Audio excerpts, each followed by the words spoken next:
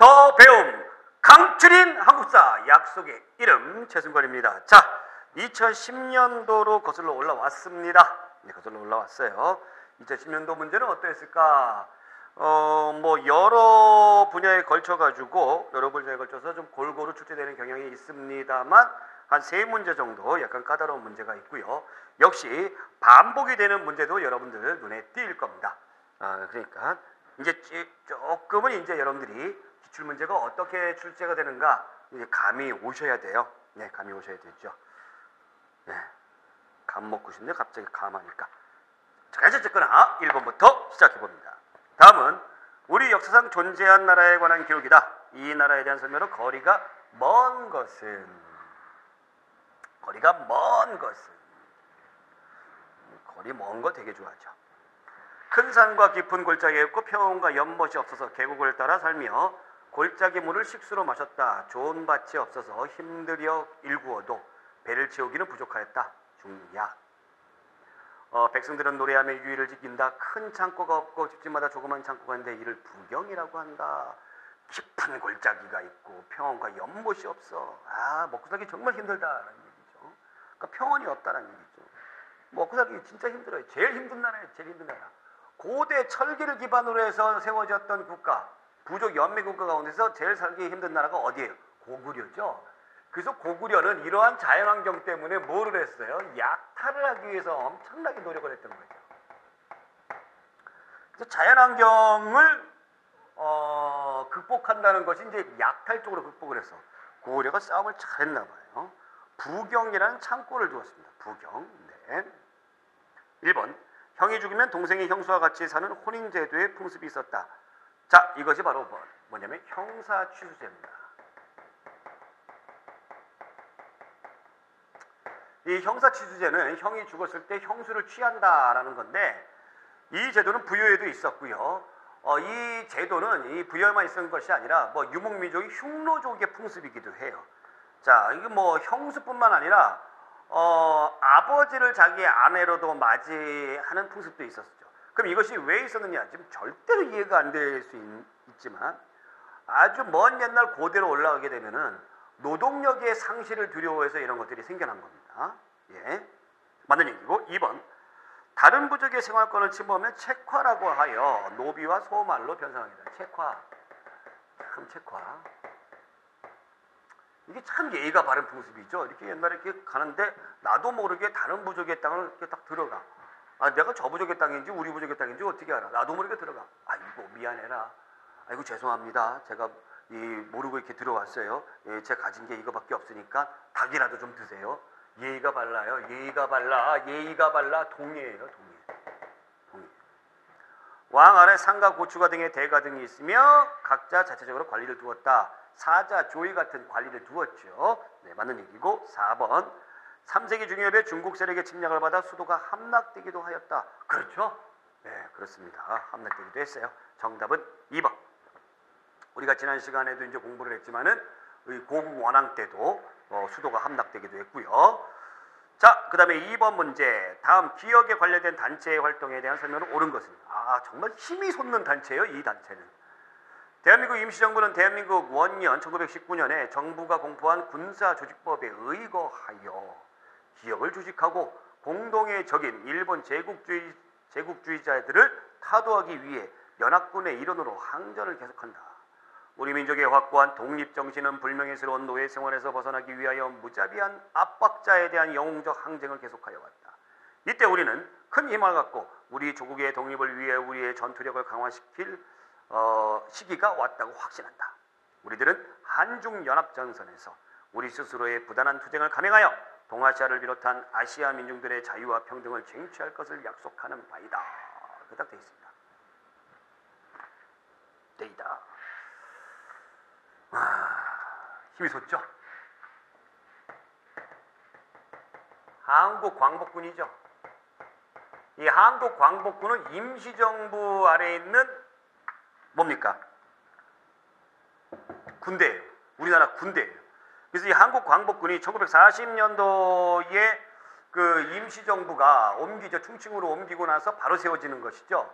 그러면서 일본군에게 선전포고를 하고 영국군과 연합해서 인도 미얀마 전선에서 일본군과 같이 싸우고, 또 그 다음에 오늘날에 그 CIA의 전신이 있어요. 전신이 바로 뭐냐면 OSS라고 미국 정보국과 해가지고 같이 훈련을 받아서 우리나라를 우리가 스스로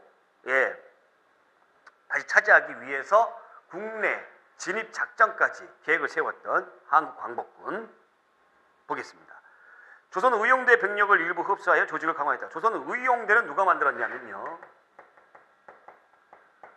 의용대는 김원봉이 만들었어요. 김원봉이 1938년도에 만들었는데, 이 조선 의용대가, 김원봉이 의열단을 만들었잖아요. 의열단을 만들었는데 이 개인적인 조직보다는 이제 보다 강력한 뭐가 필요하겠다, 군대가 필요하겠다 해서 의열단을 만들었습니다. 자, 의열단을 만들었는데 이 조선 의용대의 화북 지역에, 그러니까 중국의 북쪽 지역에 있는 부대들, 이 부대들이 원래 부대하고 좀 삐걱삐걱거려요. 왜 그러냐면 1937년도에 중일전쟁이 일어나면서 일본군들이 쭉 들어오잖아요. 그래서 조선 의용대가 밑으로 내려갑니다. 밑으로 내려가면서 한국광복군 만들었으니까 이렇게 이 부대 저 부대에 있는 것이 아니라 김원봉은 같이 이쪽으로 가가지고 한국광복군으로 가가지고 같이 하자라는 주의였어요. 근데 화북 지역에 있는 사람들은 그걸 반대했던 것이죠. 그래서 얘네들은 여기서 탈퇴를 해요. 탈퇴를 해서 얘들은 조선 의용군을 만들어요. 얘네들이 나중에 광복하고 나서 북한의 인민군 되는 데에 또 역할을 합니다. 아시겠죠? 그러니까 조선 의용군 빼고 나머지 조선 의용대들은 한국 광복군에게 이렇게 들어간다. 네. 자, 2번 양세봉의 지휘 아래 중국군과 연합작전을 전개했다. 이것은 조선 혁명군이고요. 3번 중국 호로군과 연합하여 동경성 전투에서 일본군을 무찔렀다. 네. 이건 한국 독립군. 4번 조선 광복해 국내 조직의 도움을 받아 국내 진입작전을 시도했다. 자, 이것은 이제 김일성이 주식한 지하부대입니다. 지하부대. 그래서 정답은 1번. 네. 3번 고려시대의 정치제도에 대한 설명으로 옳은 것을 모두 골라라. 네, 이것도 공부를 하셨다면 그닥 어렵지 않게 풀 수 있는 문제예요. 6조는 왕권에 따라 실무 처리 권한이 강화되기도 했다. 6조 6개의 실무 관청이죠. 2호의 병영공, 그래서 2조 판서, 형조 판서, 이런 건 조선시대죠. 고려시대는 6조라고 하지 않고 6부라고 합니다. 6부. 니은 식목도감은 대내적인 법령 문제를 다루는 제추 회의기관이었다. 식목도감 이거 식목도감 나무 심는 거 아니라고 그랬죠? 예, 격식목차. 그래서 이게 식목도감이 바로 뭐예요? 법령을 제재하는 거예요. 법 만드는 기구예요. 그죠? 디귿 지방관이 파견된 주연보다 파견되지 않은 속현이 훨씬 많았다. 그렇죠. 이게 주인이 있는 현이다 해서 주연이고, 주인이 없는 현은 주연에 속해 있다 해서 속현인데, 뭐가 더 많았냐면은 속현이 훨씬 많았다라는 거죠. 조선시대에 가야 이 속현이 없어져요. 그 다음에 리을 면리제를 실시하여 촌락 주민에 대한 지배를 원활히 하고자 했다. 그래서 지방 곳곳까지 중앙정부가 장악하려는 시도를 했던 것이죠. 이게 언제예요? 조선왕조 들어갔습니다. 그래서 니은과 디귿이 정답이다라는 거죠. 꼭 알아두시기 바라요. 자, 그 다음에 네, 4번 문제. 조선시대 혼인에 대한 설명으로 옳지 않은 것은? 매회 때마다 이게 꼭 나오죠. 결혼이 꼭 나오죠. 그러니까 여러분들 결혼을 하시라는 얘기인가 봐요. 요즘 우리나라가 결혼들 잘 안 해가지고 인구가 줄고 있는데 결혼 꼭 하시라고 자꾸 혼인 문제는 꼭 내는 것 같습니다. 농담 아니고 진짜로. 자, 1번 조선 중기까지도 혼인 후에 남자가 여자 집에서 생활하는 경우가 있었다. 네. 조선 중기까지 온다 그랬죠. 고려시대의 풍습을 이어받아가지고 혼인 형태는 일부 일처를 기본으로 했지만 남자들은 첩을 들일 수가 있었다. 있죠. 네, 첩 못 들이죠. 첩 들이죠. 3번 10세기 이후에는 혼인하여 곧바로 여자 집에서 생활하는 친형제도가 정착되었다. 친형제도. 남자 집에서, 여자 집이 아니라 남자 집에서. 그렇죠. 남자 집에서 하는 게 친형제도죠. 그렇죠. 17세기는 조선 후기니까 바로 뭡니까? 뭐예요? 이 남자의 권위가 굉장히 높이 올라가는 거죠? 네, 맞습니다. 4번. 여성의 재가가 비교적 자유롭게 이루어졌으며 그 소생 자식의 사회적 진출에도 차별을 주지 않았다. 아니죠. 여성들 재가 못하게 했어요. 조선 후기 들어오게 되면은 그 여성의 주의가 상당히 힘들었던 데가 조선 후기예요. 후기. 성리학의 영향으로 해서 남존 여비 사상. 그래서 여러분들 그래서 뭐를 이렇게 많이 합니까? 수절을 한다고 그러죠. 남편 죽고 나면은 끝까지 재가 안 하고 수절하는 거. 이런 사람이 있으면 이제 연렵이 세워주는 거죠. 연렵이 세워주는 거. 조선 후기 때 연렵이. 그렇죠? 그러면 여자는 끝까지 그럼 무조건 뭐 다시 재가 하면 안 돼요? 한 가지 유일한 방법이 있어요. 그게 바로 뭐냐면 보쌈이에요. 보쌈. 밤중에 들어와가지고 여자를 망태기에다가 담아가지고 가지고 가요. 그러면 이제 재가 할 수 있는 건데. 그래서 이 보쌈이란 말이 생겨났는데 그래서 이렇게 우리가 이 보쌈 고기 할 때 거기서 나온 거죠. 이 보쌈. 근데 보쌈이 그냥 일방적으로 그냥 들어오는 게 아니고 미리 사전에 이야기가 되는 거죠. 어쨌거나 재가가 어려웠기 때문에 동학농민들이 이 과부들 재가를 하기 수 있게끔 해달라라고 했던 것이죠. 네. 그 다음에 그 소생의 자식 사회적 진출에도 차별을 두지 않았다. 여자가 재가를 했을 때 그 소생 자식들 차별 뒀죠. 예. 너 엄마가 다시 재가했다며? 뭐 이런 식으로 해가지고 사회 진출에 제약을 뒀습니다. 예, 정답은 4번. 자, 그 다음에 5번. 보기는 우리나라 사람들의 접촉한 인물들이다. 그 시기가 빠른 순으로 배열된 것은 우선 여러분들 눈에 띄는 사람들이 이제 누구냐면은 하멜이라는 사람들도 눈에 띄고 멜렌드로프도 눈에 띄고 오페르트예요. 이 멜렌드로프 같은 경우 멜렌드로프 같은 경우는 5번에 기억의 멜렌드로프는 밀이잖아요. 밀인데 미음이잖아요. 그래서 우리나라에서 이름 줘줘요. 목인덕이라고. 예, 목인덕이라고 이름까지 딱 줘줍니다. 줘줘요. 독일 사람이에요. 독일 사람. 도르프니까 외교관이에요. 우리나라를 되게 좋아했던 외교관이에요. 그래서 구한말 시절 때 활동을 했던 외교관이고요. 그 다음에 오페르트는 하멜부터 볼까요? 하멜 표류기 있죠. 하멜. 예, 하멜. 이 네덜란드 사람이죠. 네덜란드 사람이에요. 네덜란드 사람. 제주도에 표류를 하죠. 제주도에 표류해가지고 어떻게 합니까? 이렇게 있다가 나중에 탈출해가지고 자기네 고향 가가지고 네덜란드 가가지고 어떻게 이 하멜 표류기 우리나라에 대해서 소개를 하죠. 그 다음에 오페르트 도굴 사건이죠. 오페르트 독일 사람이죠. 그 도굴 사건. 그 다음에 니을의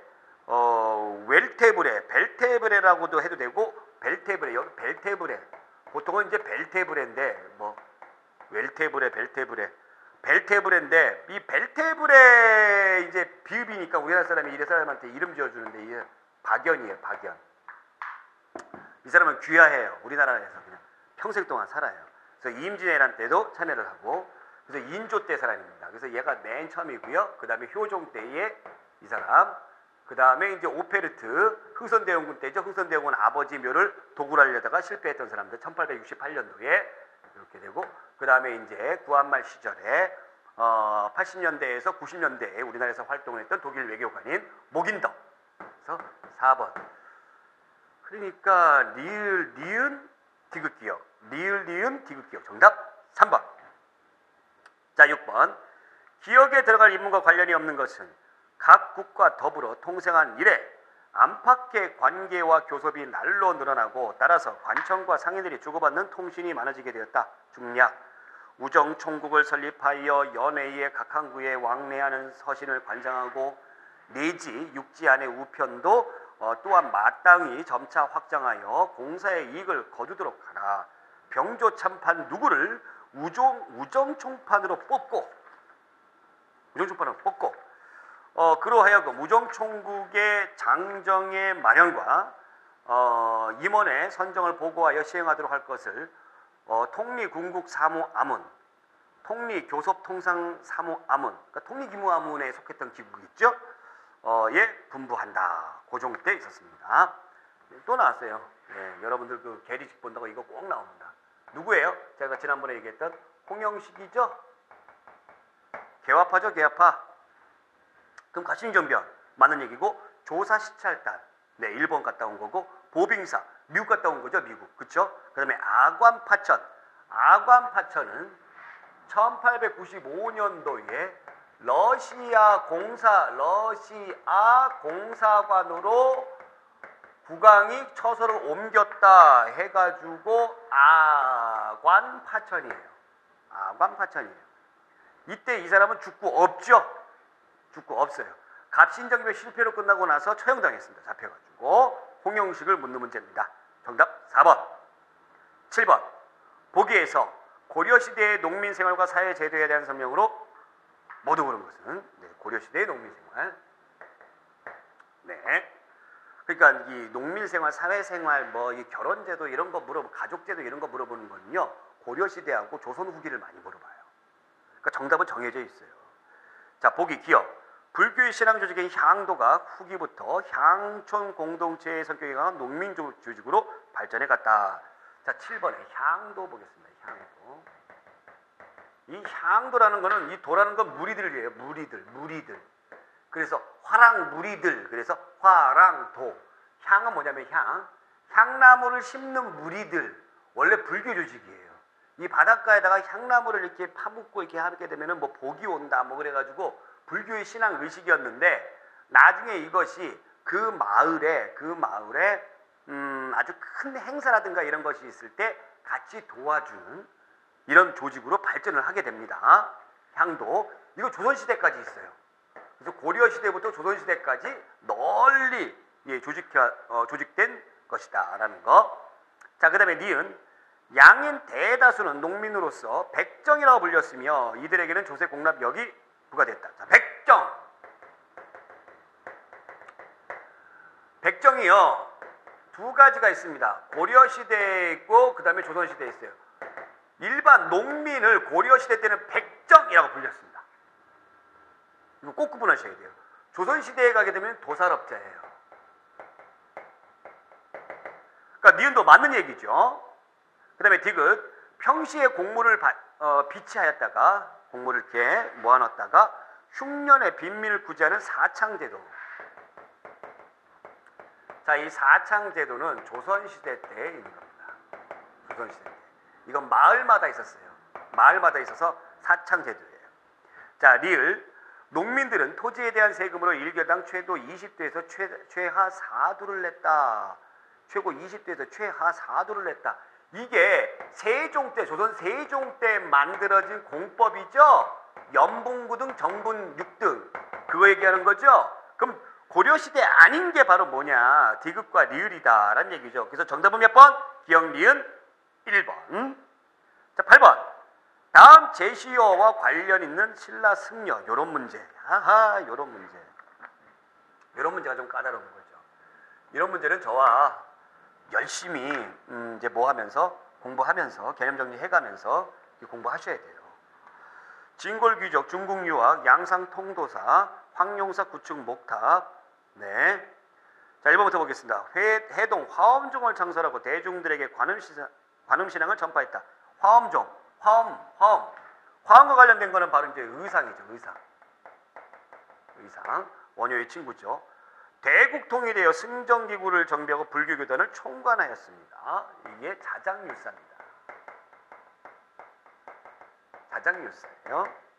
자, 그 다음에 3번. 당나라 승려 현장의 제자가 되어 유식학 발전에 기여했다. 이게 원칙이죠. 원칙.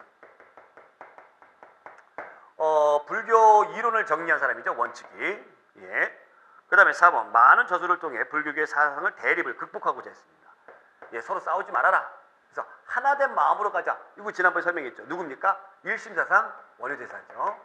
자, 그러면 양상통도사 황룡구축 목탑과 관련된 사람은 바로 자장률사예요. 자장률사입니다. 자, 정답은 9번. 그 다음에 9번 문제 볼게요. 정답은 몇 번이에요? 정답은 2번이고. 자, 그러면 9번 문제 우리가 한번 풀어볼게요. 9번 문제 역시 또 나오죠. 조선 후기 제가 얘기했던 조선 후기 향촌사회 질서 변화에 대한 걸로 가장 거리가 먼 것입니다. 거리가 먼 것. 조선 후기 아닌 것을 골라라 라는 거죠. 자, 1번. 새로운 분홍층은 관권과 결탁하여 성장 기반의 국권이 하면서 향안의 이름을 올리겠다. 자, 우리가 여기서 이제 분홍층에 대해서 좀 짚고 있는. 이 분홍층이라는 게 뭐냐면 농민인데 부자가 된 농민이죠. 어떻게 해서 부자가 됐어요? 이양법, 모내기법을 하게 되면서 부자가 됐어요. 근데 이 분홍층이 부자가 되면서 이제 먹고 살만하니까 나도 양반 행세하고 싶어. 그래서 양반들이, 그 지방의 양반들이 모여있는 향회에 들어갑니다. 조선 후기 들어가게 되면은 양반들이 과거에 합격하지도 못하고 찌질하게 궁상 떨면서 사는 사람들이 있어요. 그래서 몰락한 양반들이 있죠. 걔들을 우리가 잔반이라고 불러요. 얘들이 있느니 차라리 경제적으로 막강한 얘들이 들어오는 게 낫다. 그래서 얘네들이 이 향회에 들어갑니다. 들어가면서 예전에 이 향회에 소속되어 있는 사람들의 명단을 향안이라고 불렀는데 이 향안에 이 사람들의 이름이 올라간다라는 얘기죠. 네, 조선 후기 때의 바른 모습이고요. 2번, 향촌사회에서 중앙의 관권이 강화되고 아울러 관권을 맡아보는 향리의 역할이 커졌다. 자, 조선 후기 들어가게 되면은 왕권이 약화됩니다.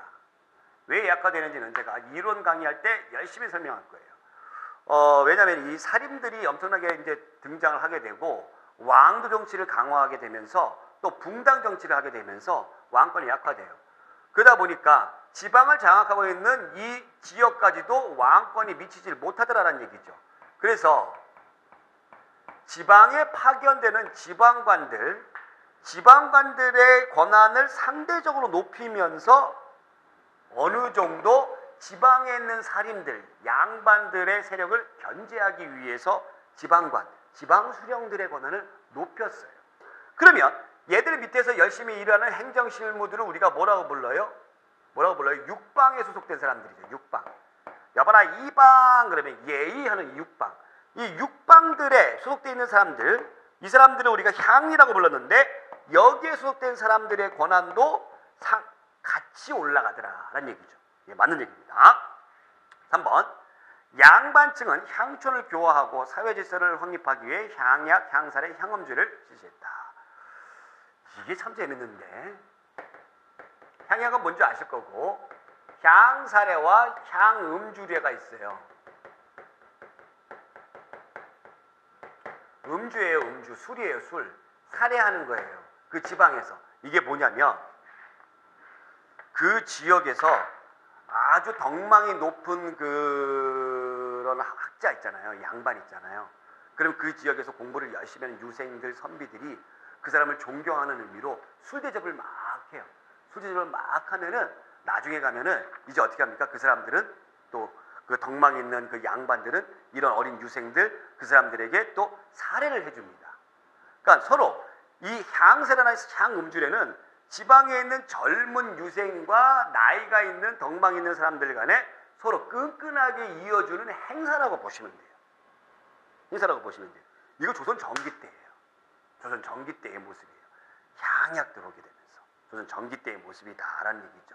조선 전기 때 살인들이 어떻게 하기 위해서 자기들끼리 맨날 훈구 세력한테 당하니까 자기들끼리 어떻게 하기 위해서 이 결속을 든든하게 하기 위해서 이런 것들을 했던 것이죠. 자, 4번. 양반의 이익을 대변하는 향회는 주로 수령이 세금을 부과할 때 물어보는 자문기구로 변화했다. 그렇죠. 향회의 권한이 약화되는 거죠. 누구의 권한이 올라간다고 했어요? 지방관의 권한이 올라간다고 그랬어요. 그래서 예전에는 유양소라든가 향회라든가 이런 것이 지방관, 육방, 향리들 얘들을 감시하는 기구였는데 이제는 그 감시도 못하고 이 지방관 사또가 불러가지고 야 세금 내야 되는데 세금 이런 거 좀 거들려고 하는데 괜찮겠어? 이렇게 물어보는 기구로 전락하게 된다라는 겁니다. 예, 맞는 얘기고 그래서 정답은 3번. 자, 이렇게 해서 우리가 2010년도 9번까지 풀어봤고요. 자, 다음 시간에 2010년도 2부 이어집니다. 채널 고정 2부에서 만나요. 여기까지 고맙습니다.